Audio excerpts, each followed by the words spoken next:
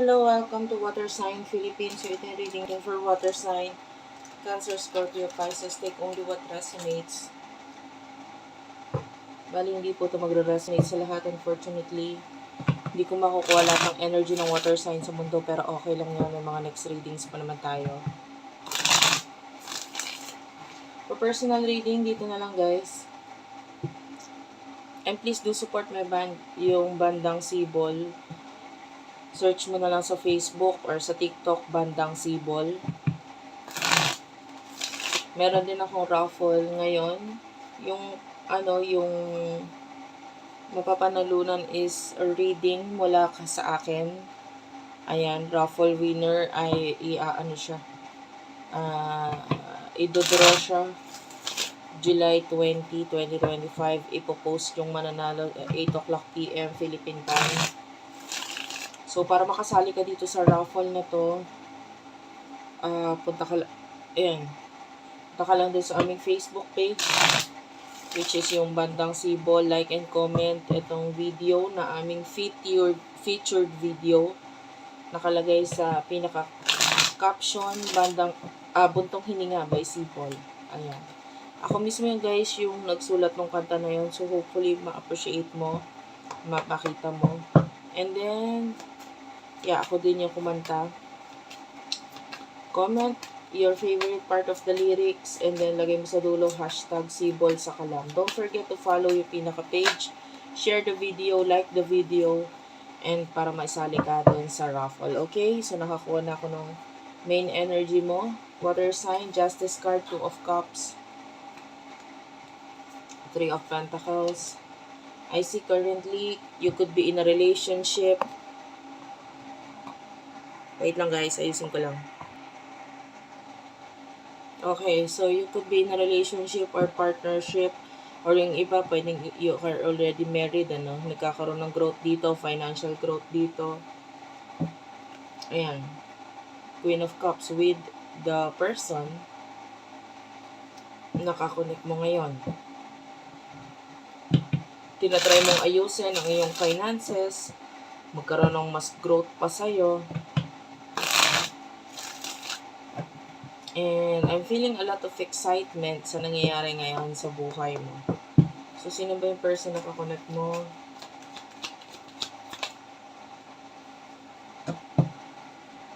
Yung person na kakonect mo, you do have the world. Itong person na to, this person could be your world right now. I don't know kung may anak na kayo nitong person na to, but I'm feeling like there's this child na involved.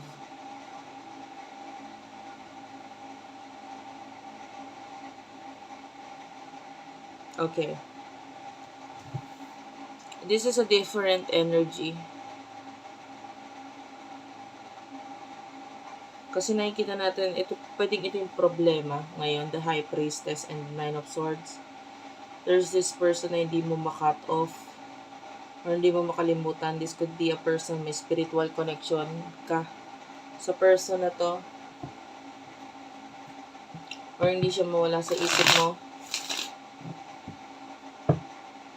Could be a person na malayo sa'yo, but you feel a lot of spiritual connection dito sa taong to.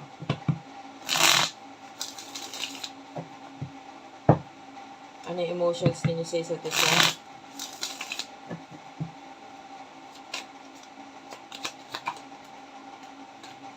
The Fool is here.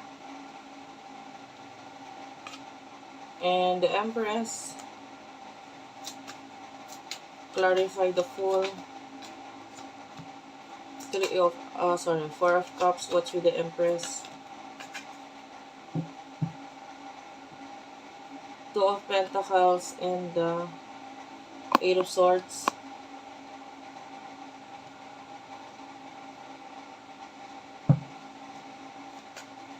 Emotion ng person ito for you.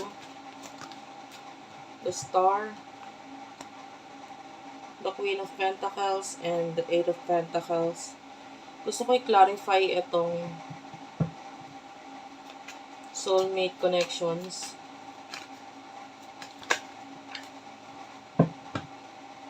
The Sun. And then, emotions na ng person na ito sa'yo. King of Wands. So, I feel like yung emotion mo is nahahati sa dalawa. But both of the energies is nakikita natin na gusto mo. Okay? Regarding sa emotions, gusto mo itong person na kakonect mo ngayon. Gusto mo rin itong past person na ito. Which is lumalabas nga as the soulmate. Pero parang hindi ka sigurado kung alin ang i-accept or kung ano yung... regarding the soulmate connection, pwedeng hindi ka rin sigurado kasi sa connection or kung anong dapat mong gawin sa inyo. Although napakaganda ng... Or, I don't know, but some of you pwede may mga offers in the past regarding dito sa person na to. Or nagkaroon ng chances sa inyo pero parang hindi mo in-accept kahit ano pang ganda ng offer na ito. Or yung iba that could be an offer of love, etc. Natakot ka kasing mag-take ng risk. So ngayon, the Two of Pentacles, medyo hindi mo alam kung ano yung kung sino mas matimbang sa dalawa, but for now, malinaw ang dahilan or malinaw na ikaw ay already in a relationship, you're stuck in a relationship, masaya ka sa relasyon na yan, but you can't help but to think about the past, about this soulmate connection. The person that you're dealing with ngayon is nagpo-focus sa kanyang stability, money, could be someone who is very workaholic.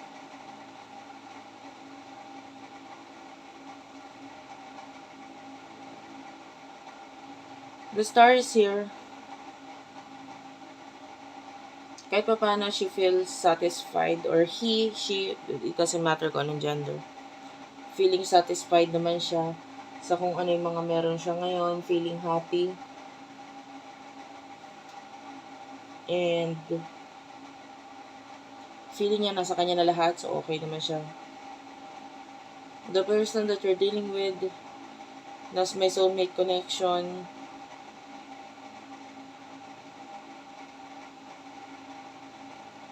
I feel like marami rin namang nakakapansin dito sa person na ito ngayon. And ina-enjoy niya lang kung ano mga bagay na meron siya ngayon. So, emotions niya para sa'yo is that I feel like pagod. Pagod na rin kasi siya regarding sa pag-iisip sa'yo. And I feel like it is in the past. So, mas nag-focus siya sa mga bagay na meron siya ngayon. Hinanapan niya ng kumbaga in-enjoy niya na lang kung may mga bagay na meron siya ngayon. Na parang in the past, ikaw yung nasa isip ng taong to, pero nakakapagod din kasing isipin ka. So, ito person na to nakakuha tayo ng kapagudan dito.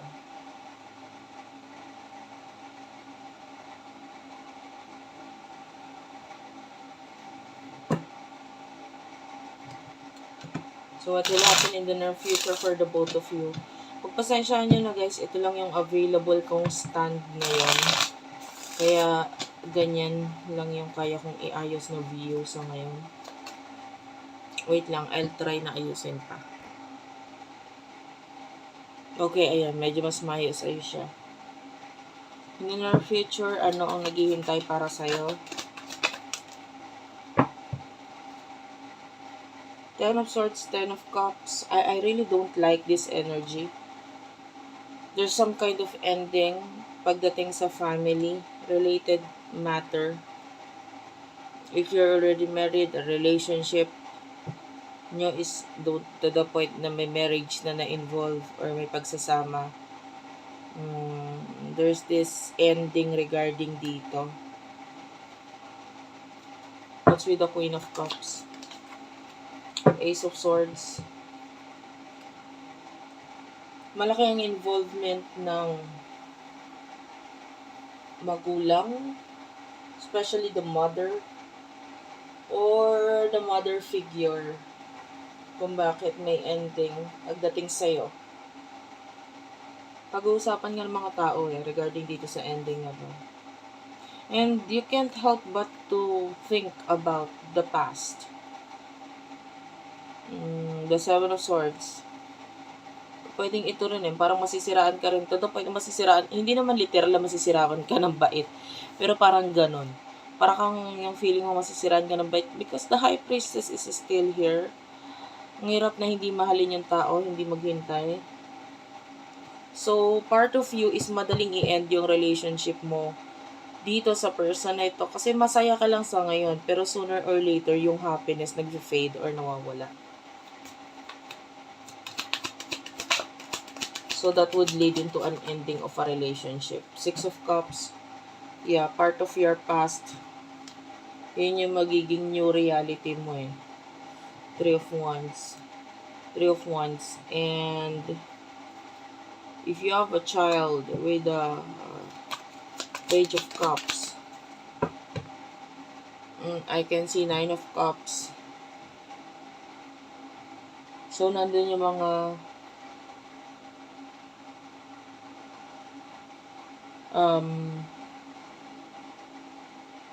special days na lang with you and this child na parang, for example, honestly, I can see the child na importante para sa'yo. Pero mas more on magiging help ka dito sa child na to through material means. So, yung pagpo-provide regarding the child, especially kung ikaw yung lalaki dito sa sitwasyon, so nakakita namin yung pagpo-provide mo dito sa mga bata na ito. So, even though if there's separation, may connection pa rin through the child, no?